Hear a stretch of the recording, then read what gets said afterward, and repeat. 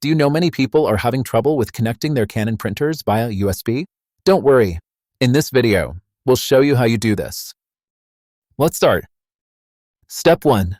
Find USB port. Locate the USB port on the back of your Canon MF656Cdw printer. Step 2. Connect cable. Connect one end of the USB cable to the printer and the other to your computer.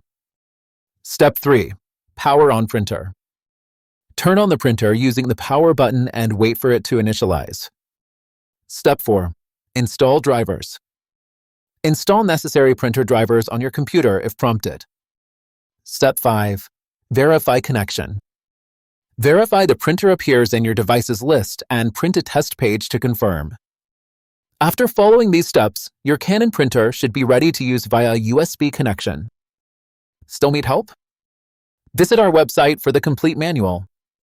There you will also find questions and answers from other Canon users. Did you find this video helpful? By subscribing, you help us continue to answer users' questions. So, subscribe to our channel. Thanks for watching and see you in the next video.